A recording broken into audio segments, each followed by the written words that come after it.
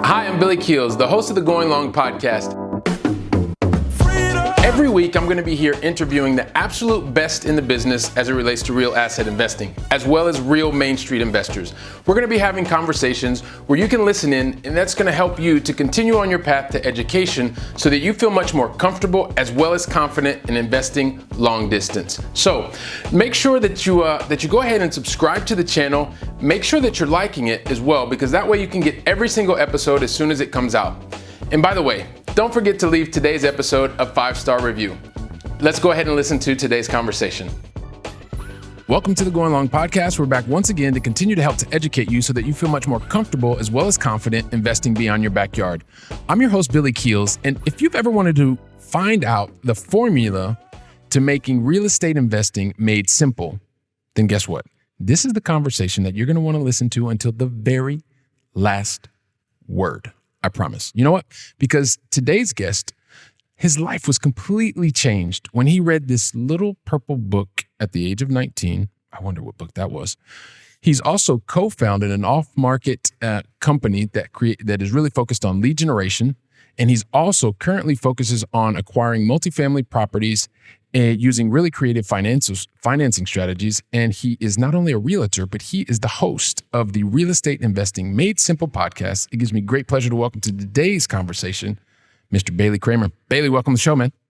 Hey, Billy, thank you so much. That was a very kind introduction. Yeah, man, I'm looking forward to this. So this is like literally the second time that we've had like BK and BK on this podcast. So I'm really excited about it. This is going to be like twice as much fun as the first time. I'm looking forward to it. So listen, Bailey, one of the things that everybody knows, the entire Going Long family knows, is I like to ask everybody at least the same 5 questions. Like we'll ask you 2 in the beginning and I'm going to ask you 3 in the end, and then kind of anything can happen in the middle, man. And that's what makes this whole thing fun. So let's get started to get to know you a bit more. And first and foremost, where do you live in the United States? Yeah, so a little bit more complex question than it sounds. So I go to school. I'm still a college student. I go to school down in Orlando, Florida. My family lives in Wisconsin, and then I invest in Northern Illinois. So I kind of live in Florida during the school year, Wisconsin when I'm home, and then I work my way down to Illinois for investing. Man, so we love that. Even just right from the very beginning, right? Still, you're working on your craft, you're finishing your education, you live in one state and you're investing in another. So this is perfect for the Going Long podcast. I know everybody's really looking forward to hearing your story. So with that, also, the other thing that I would love for you to share with the Going Long family, Bailey, is what's the most positive thing that's happened to you in the last 24 hours? Yeah, a lot of good things have happened. I would say the best thing, we got one of our deals fully funded, ready to lock and load, ready to go. So we got news of that basically 12 hours ago last night, and good news there. Hey, man, that is fantastic news. So being able to get fully funded for your deal, that's awesome. And thanks for sharing that with us here. So here's the thing. It's time to talk about you, get to know you even more, and so that the Going Long family can really connect with you. So help us understand, Bailey. I talked about some things at a really, really high level, and you've given us a little bit more right now, but help us understand a bit more about your backstory and kind of what you've done to get to this point in your journey, and then you and I will kind of take it from here and see what things are looking like even moving forward.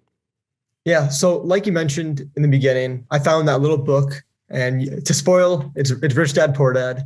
I picked up that book last year when I was in college, still in college now, but I was basically just in the search for something. I knew I wanted to be an entrepreneur. I've always had that entrepreneur spirit, but I never actually had like a particular passion, something I was super interested in. Besides, yes, sports, I like sports, but as far as business goes, I really had nothing.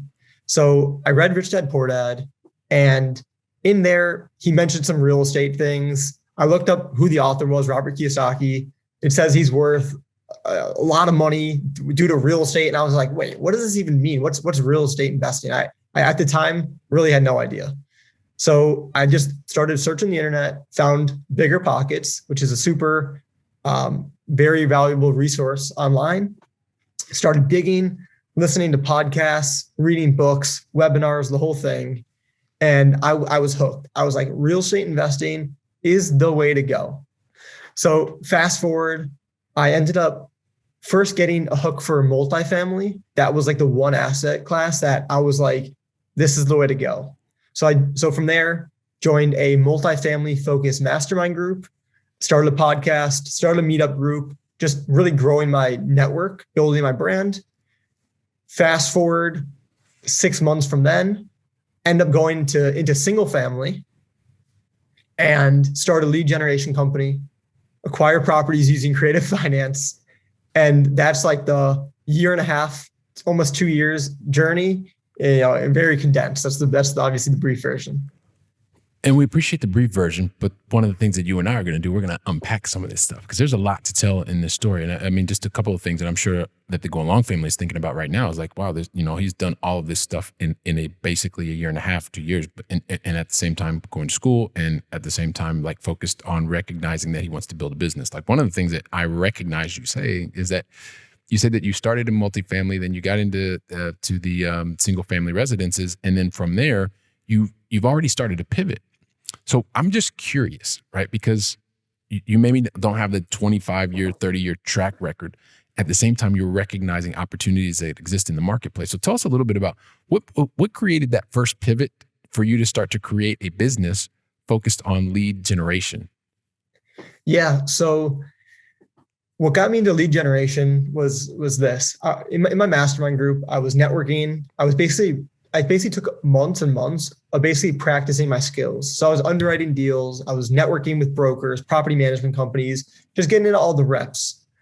And I wasn't really gaining any traction per se, although I was learning a ton, and I wouldn't trade that in because you have to go through the reps, you have to learn. But someone in my mastermind group said, hey, I've been doing single family for 20 years now. And right now, market's kind of crazy. I can't find any deals. Do you want to come on board and help me do some lead generation?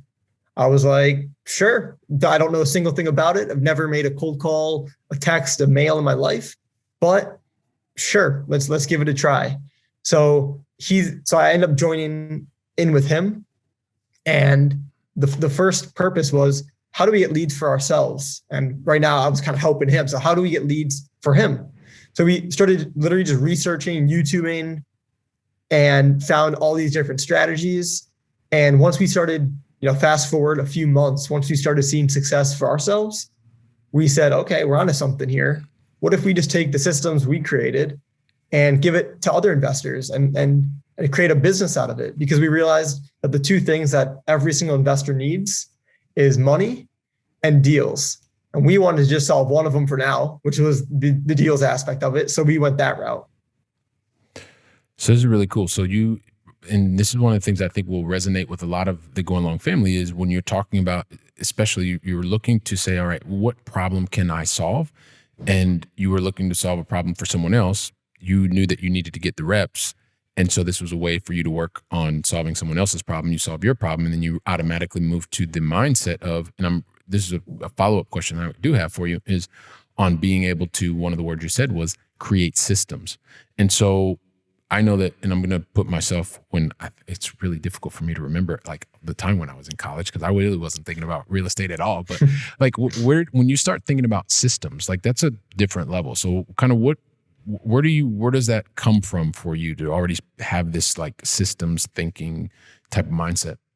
Yeah, there's a few things. One, I have a book right here, The 4-Hour Work Week. This is one that I literally gave a speech in my Toastmasters group about this book this morning. Awesome. A book that basically, huge systems book, automations book. Something I learned too from my podcast when I was getting the post-production, the pre-production, all that good stuff together. I was like, holy moly, I'm spending so much time just doing the same things over again, but not in an organized fashion. So before I outsourced it, I was like, I need to like systematize it. And once that was honestly the first time I learned about systems and automation and outsourcing. And now it's like everything I do, it needs to be a system or an automation, or else it gets like crazy messy.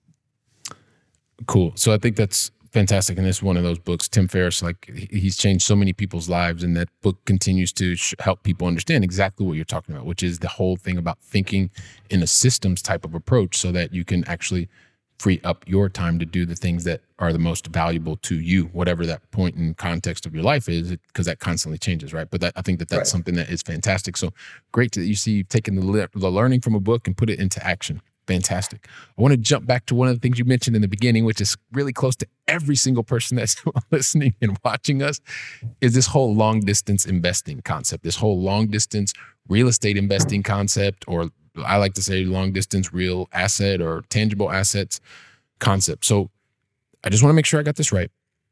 You're living normally in Florida for the next couple of years. You invest in Northern Illinois. Like most people would say, like the books tell us invest in our backyard.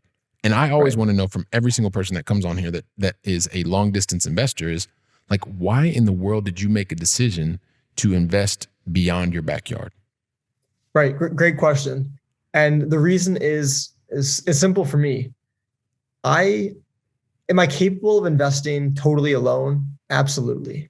But just starting out, I still to this day don't have all the knowledge in the entire world. I have a very strong understanding I've gone through many transactions and have experience now, but especially just starting out, I wanted to partner with somebody who had the experience and had the knowledge, had the track record, because those are things I didn't have in the beginning. And I wanted to make sure that I had that. So the guy that I ended up partnering with, who I also started that lead generation company with, he lives in Northern Illinois. He lives in the market. So it made it more comfortable for me to invest there because we have someone there in the backyard who, yes, he's in the backyard. I'm not. So it makes it a lot easier per se, because you have someone there. I think that's important too. But partnering with him was a no-brainer for me because he has the experience, he has a track record, and I could have brought I brought the lead generation, the hustle to start. Yeah. So I love the way that you are, like, once again, everything is about context, right? Because when you're building a team, you need to have knowledge, money, time, and credit. But when I say that, you don't actually have to have all four of those things. You need to be able to put the right people on the team that in some way, shape, or form contain all four of those things: knowledge, money, time, and credit. And the fact that you were able to create trust between the two of you, right? Because it's a two-way street here. And that you're able to say, okay, this makes sense for the two of us. You're each getting something out of this relationship, which is also another very important thing. And one of the things we like to talk about here a lot is really, and you just nailed it, Bailey, which is once you're crystal clear on what it is that you want to do at a personal level, then from there, it's about where can you find the location that is going to provide you the results that you're looking for. You're looking for tax benefits, or you're looking for cash flow, or you're looking for whatever the case may be, more free time, or a wonderful place you can go to see your property lifestyle. Once you find that, then you have to build a team. Like the whole thing with long distance investing is making sure that you have the right team in place, because as I always like to say, teamwork makes the dream work. And then from there, it doesn't matter what type of property or what type of asset you put in the portfolio, because as long as that asset is aligned with the team, that they understand it in the location that you want to be, because it's aligned with the personal philosophy that you have, then guess what? It can all work, and you can be doing whatever you want to do when you want to do it. So Right, I love 100%, totally agree with that. No, go ahead. I totally agree with that point. I mean, it's all about the team, the system, the team. Really, the team that you build in that market is the factor. Awesome, man. So tell us a little bit about so understanding that you and your business partner, you all are doing different things, but there may be some people that think to themselves, well, how are you actually managing all of this kind of stuff? Like, so maybe break that down a little bit more for us to help people understand, how are you working together to be able to make sure that you're getting the benefits that you're looking for, Bailey?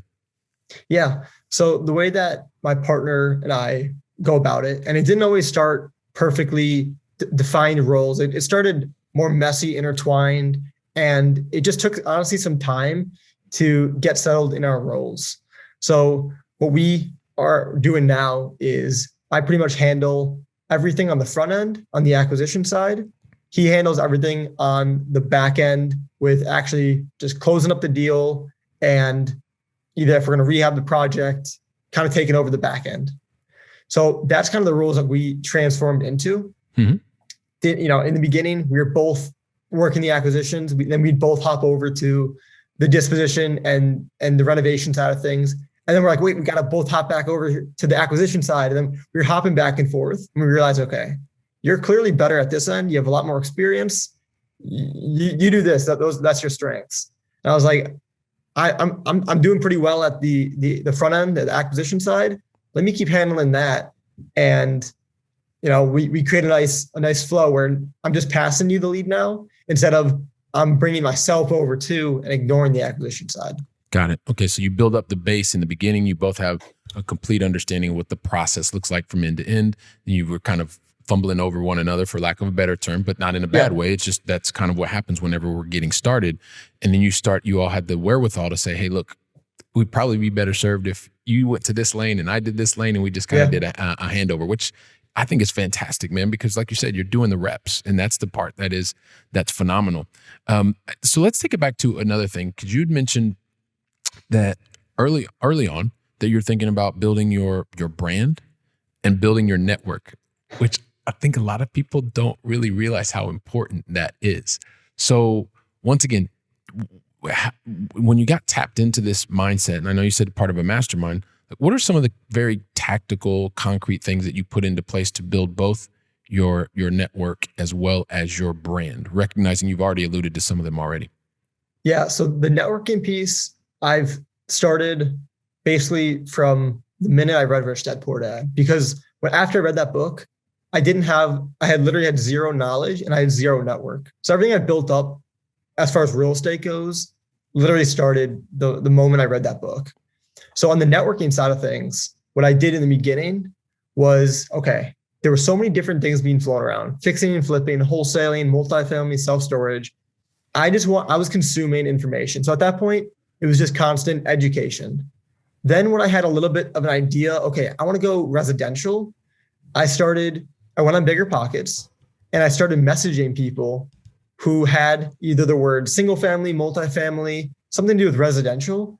And I would just message them. I had a routine where I'd do 3 people a day, and I scaled that up to 10 people a day for only about a month or two. But you do that for a couple of weeks and you're talking to a lot of people at that point. So that was like the first base of networking, of just reaching out. Hey, let's chat on the phone. At this point, I had no credibility. I literally had nothing, but I just wanted to learn. Hey Bailey, sorry to interrupt you here, because I think this is a really great learning point that you can share to a lot of other people. Like when you went from 3 to 10 calls at a time, like what did that do for what did that do for your learning about the people that you were contacting? Yeah, it did a lot. And I was able to also target more specifically the types of people I wanted to actually talk to. So in the beginning, I was kind of talking to everybody. And then I was like, okay, I'm hearing all these stories. I'm learning from this, this person said this, he didn't like this part of the business. I was just learning and hearing, picking people's brains. And then I went down the route of, okay, a lot of these people I'm talking about are preaching multifamily. So let me just talk to more multifamily people and see if they, learn from them. So then when I got to that point where I was ramping up to 10 people a day, it was strictly just multifamily. I would look up then multifamily, syndicator, those keywords, and I would strictly really just talk to them. And that's how I actually end up finding the mastermind I joined, by just one person that I talked to recommended me to this person who said, hey, have you heard of this mastermind? And that was a multifamily mastermind focused. Cool. So that's how I kind of found that. Okay. And that's a really good tactical, actionable for everybody here that's listening to you, that when they're thinking, oh my gosh, I really wouldn't want to do this. Well, you've got Bailey that's just giving you a perfect example of how you can get into this game by building your brand, building your network, and you have to do the work. There's no shortcut around it. Like you've got to do the work, and then eventually you'll get to a point where your expertise, people will be drawn to you. And when you're building that expertise, you have to do the reps. It's like going to the gym. If you don't ever go to the gym, how can you expect to be strong? Well, probably not very little possibility that's going to happen. So that was on the networking side. And then you mentioned brand, because this is also something that most people don't talk about. So what have you been doing specifically, or concretely, that could give the Going Long family some ideas of, what, Bailey just mentioned this and that. That sounds like a really good idea that I could actually take steps today to start building my brand. Yeah, that's a great question. So basically, when I look at a brand, I think of it as recognition. So my personal brand, I want to be recognized as the real estate guy because everyone that I knew before, when they heard the word real estate, the last thing they would think of is me because I've never said the word, real estate before. I've never been in that. Mhm. So the first thing I did was I started a meetup group, and that was twofold. I wanted to be the real estate host. So that was like identify me as real estate, but I also wanted to network with people at the time in the Florida market who I could network with, and they would take me a little bit more seriously because I had a brand, I had a meetup. So quickly, just to tie in the two together, the way I got people to that first meetup, because again, at this time I had no credibility, I had basically nothing, but I took my list of people from Bigger Pockets because I've been messaging literally hundreds of people at this point, and I basically just sent an invitation to every single one of them. And that's how I got the first people to my meetup. And there was only like 15 people that showed up to the first one, but that was how I started the meetup. That's kind of the personal brand. And then the way I actually got people there, well, I had a huge list of people at this point because I've been talking to so many people. So that was for the meetup. And then a few weeks later, maybe a month or two after the first meetup, I decided, okay, this is great. People are coming who are interested in real estate in the local market. How can I more expand and share more practical knowledge with my personal network that I already have? So I thought, okay, let me start a podcast. So that's what I did. I knew I wasn't the expert at the time, but I knew experts at this point because I've just been networking. And I said, okay, if I interview people, they'll tell me their knowledge and I'll basically share that with my audience, almost like it's from me, but obviously it's from the guest. I was like, that's going to give me credibility as well and start building my brand. And again, they'll be like Bailey Real Estate. Whether they listen to the podcast or not, they'll recognize me as that. So that was the start and one of the biggest factors in building my personal brand. And so I love that. Once again, I mean, it's like we're here having this conversation. And so you're giving an example of kind of the thought process that many people just overthink. And you're like, I got this. I read this. I understood this. They're talking about it in the group. Let me go try this. Let me get the feedback, see if it works, if it doesn't. And it's a part of that action taking mindset. And, and you're even applying it to long distance investing, which is really, really cool. And that you're able to do that. So, a lot of times we talk about all of the really positive things that happen in real estate. And as you're getting started and you're continuing to build and you're doing things, I know that sometimes there can be some challenges. Maybe you can talk to us about one of the things that you've found to be challenging so far in terms of because you seem like a very goals oriented, driven kind of person. But talk to us maybe about one of the things that has maybe been a bit of a challenge that you're still trying to figure out how you overcome it. Yeah, there's always challenges. In the beginning, the challenges were mostly mental. They're thinking, limiting beliefs. Those are like the biggest roadblocks to beat because that's you yelling at yourself pretty much. So those are the toughest to get over. And in short, the way I got over those limiting beliefs of, I'm too young, I don't have enough money, I don't have enough experience, that was all due to the network that I put myself in because they were people who have done it. They were high level people that brought confidence out of me even more. I had confidence before, but when I'm surrounded with those people, I had even more confidence. So that was kind of like the beginning big hurdle to jump over. And then I would say now it's more of a scaling struggle. Okay, how do we keep both the pipelines filled with, okay, how do we get the leads coming in efficiently? How do we disposition those leads? What do we do with those leads? Then we actually have a project going on. If we have 2 flips going on, it's a lot. What if we do 5 flips? So then it's just kind of the organization, the structure, and the management of how do we actually manage all these things? Then on top of it, the funding for the deals. There's so many different little aspects of it that those can get a little bit overwhelming. And then the ways that we've seen to work is, again, building those systems. But every time you get bigger, you have to adjust the system just a little bit or add a different piece. So it's just kind of a game of what piece do I add, when, where, and how. Yeah. So and those are, I mean, those are really great things to think about as you begin to scale. Like, right, and I've asked you about the challenge, and you're thinking challenge and how do I overcome that, which is a mindset that continues to help you grow and move forward faster, right? Because failure is part of the process. If you don't have any of these kind of like failure events or learning opportunities or whatever we talk about, and we'll talk about those in a little bit when we get to going along final three, it's difficult to grow. Like, it's just difficult to grow. So it's good that you continue to push yourself and are doing that. Maybe this is more of a, so one of the things that happens a lot of times for so many of us that are listening or watching is that we're in this busy corporate job, and we put all of our money in the stock market, and then we heard about this thing called investing and long distance investing. And some of us want to be passive and some of us want to be active, but we've got all these different things going on in life, and we think that that's the most important thing. Now, you've also brought up something that you're still finishing up your formal education. At the same time, you're building a business and you're building relationships and you're building your brand and you're building your network. How do you keep all of this kind of stuff organized so that you can continue to excel in the classroom, continue to build your brand, continue to build your network, and continue to help those investors that are part of the funding that either you're doing now or will start doing? Yeah, it's definitely a challenge. Like I said before, the 4-Hour Work Week is one book that I definitely give a lot of credit to. One thing it talks about is, okay, technically, if I'm a full-time student, that takes X amount of time, or for each class I take, I should be spending X amount of time. Well, somebody came up with the amount of time, but that doesn't mean I need to follow that exact schedule. So I basically look at my schoolwork and I say, okay, how can I do the best work, but in the least amount of time? So I basically, figured out ways that work for me to do that, because I know that the most important thing for me right now is on the business side of things.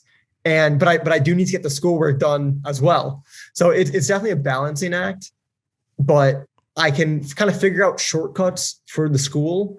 That way I can give my full attention and my full energy to the business side of things. So it's definitely a challenge, but a lot of the principles, again, in the 4-Hour Work Week, with just seeing things differently, challenging the status quo. I don't need to spend 40 hours a week on school. I can get by with 5 hours and still do okay.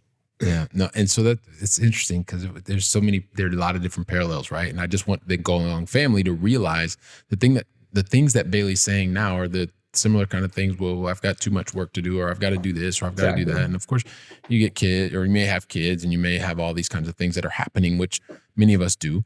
But it's about being focused and having the priorities. So, just one last question before we go into the Going Along final three, because I've had this on my mind, and it's the time to ask it.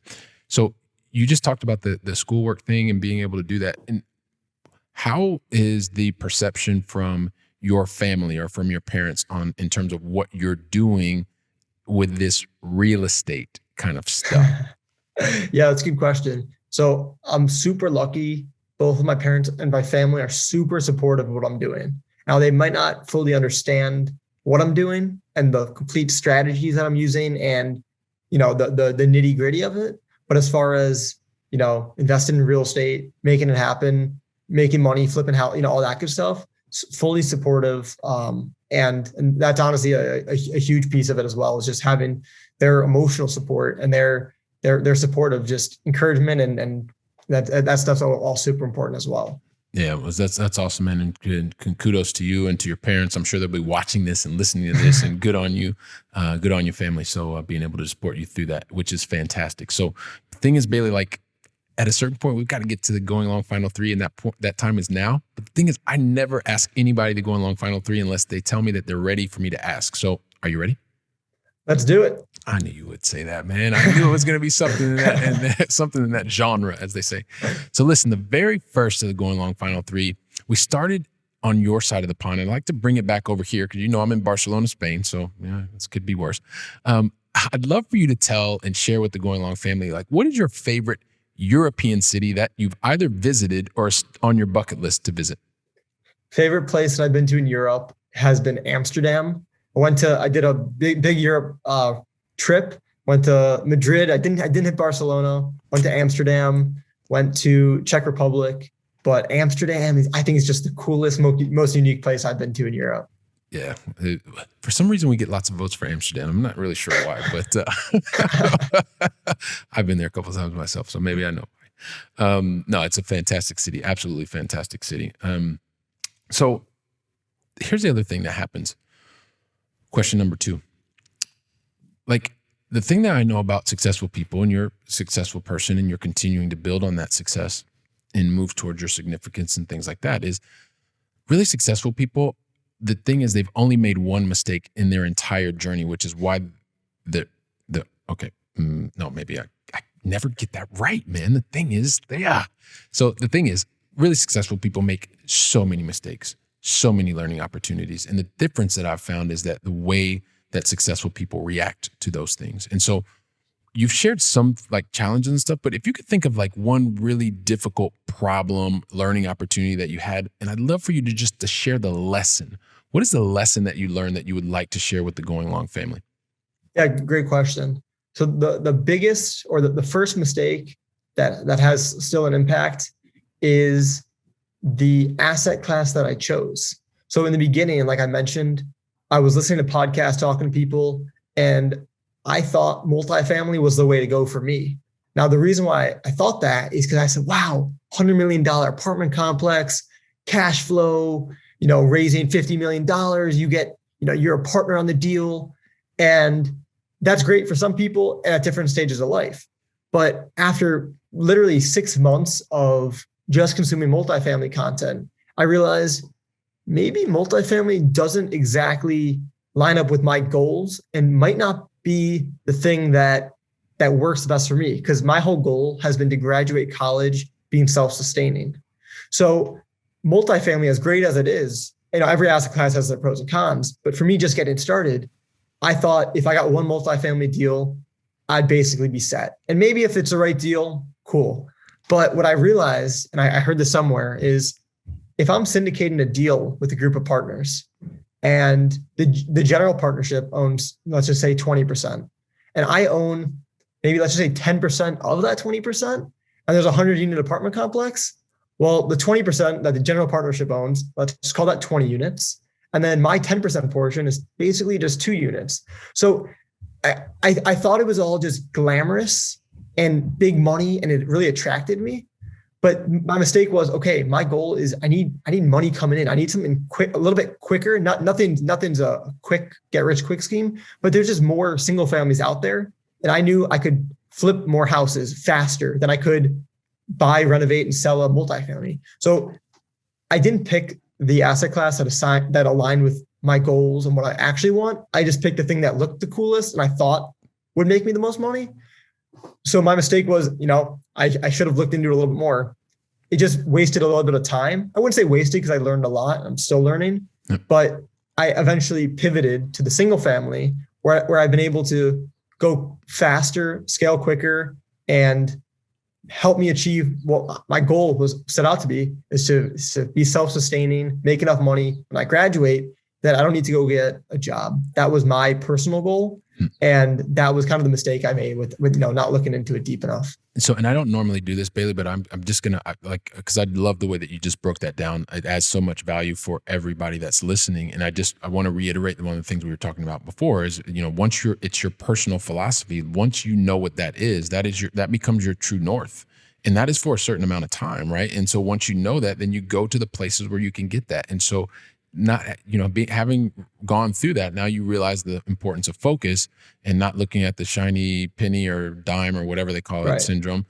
And that's a wonderful lesson that you've just shared once again with everybody, because it is the context. Maybe in 10 years, you're going to focus on something else, and maybe multifamily will be right. But right now, what do you want to be able to do for your personal philosophy? There's a different place. So I love you that you shared that and just giving us an opportunity to add even more value to the Going Long family, man. Thanks. Here's the last one. So it's all about being able to feed our brains with knowledge and books. So what book would you recommend to the Going Long family, Bailey? Yes, I mentioned Rich Dad Poor Dad. That's one that most people have read. If not, got to get that book. For those, because I'm sure that's a classic one that comes up a lot. The Miracle Morning is the next book I'd recommend. Basically a book about just jumpstarting your day, accomplishing a lot in the morning, And by 11 a.m., you're like, wow, I accomplished more than literally most people would in the entire day. You just feel good. It keeps you going. So The Miracle Morning by Hal Elrod is a great one. Yeah, Hal Elrod's Miracle Morning. So we're going to take that one as your book recommendation. Perfect. And once everyone understands the power of savers, and those of you that have not read the book, and I know Bailey has read the book because he's smiling and he's recommending it. So I'm a big believer in that myself. And so I've been practicing that for a number of years, and it's something that it definitely gives you a leg up on others. So man, Bailey, this has been really, really awesome, man. I appreciate you investing time here and really talking, giving us the fact of the matter is, like, you've been doing this for less than 2 years and you've taken so much action, and as you take action, you're getting the input and you're seeing what works, what doesn't. You're recognizing that you have some clear goals for yourself and that you want to be able to continue to build this business. You've talked about how you've also seen other business opportunities. You've pivoted, you've gotten to lead generation. You've gotten even clearer on exactly what it is that you want to be able to do, not just the focusing on the multifamily, because that's what sounds cool, but it's to be able to be in the type of asset class that's going to allow you to accomplish your goals right now, which is being able to leave university debt-free, or not being able to have to go and get into another job. You'll have the education, but you can do what you want to be able to do, which is another thing that we love here in terms of long distance investing, because you can really live wherever you want to live and do whatever you want to do while your assets are creating the lifestyle that you want to be able to do. And so look, I know that I'm super inspired by everything that you've talked about. And I know that the Going Long family is inspired, and they're like, I got to talk to this guy, Bailey. I want to find out more about what he's doing. I've got people I want him to talk to and things like that. So help us understand, Bailey, what's the best way for the Going Long family to find out more about you and what it is that you're doing? Yeah, best way is connect with me on Instagram or Facebook. Look at my name, Bailey Kramer. You'll find me on there. That's the easiest way. I love connecting with really anybody. So shoot me a DM, message me, add me as a friend. Love to chat. Love to see how I can help. And that's the best way to follow along. All right. Awesome. So everybody, you've heard it. Check him out. He's got Facebook. He's got Instagram. He's probably on the other social medias as well. The thing is, I'm going to ask you also to do, Bailey, one of the things I want you to provide your website, because I went to your website. I think your website's cool. And also, he did mention his podcast. So I want you to mention those two. Just, you can't leave here without telling everybody else. Please go ahead. Yes. So the website is baileykramer.com. And then the podcast is called Real Estate Investing Made Simple. And look out for an episode coming up in the near future with Billy on there. So those are another two places you can find me. All right, perfect. Thanks so much, Bailey. Well, listen, man, it's been a pleasure for me. I really want to wish you continued success. And I just want to thank you very much for taking the time or investing your time with me and the entire Going Long family, man. Thank you very much. Appreciate it. Thanks, Billy. All right, awesome. I'm just going to say 2 words to the Going Long family really quickly.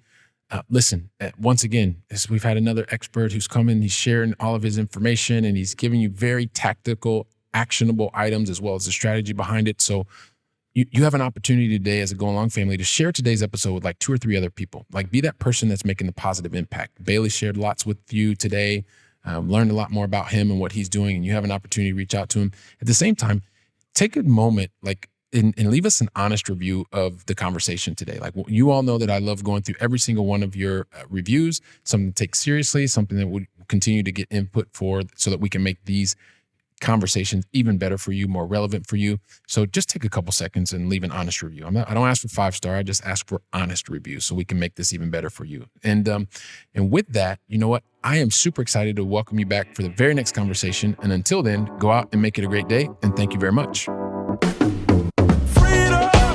Wow, don't you love hearing from top-notch experts in the field?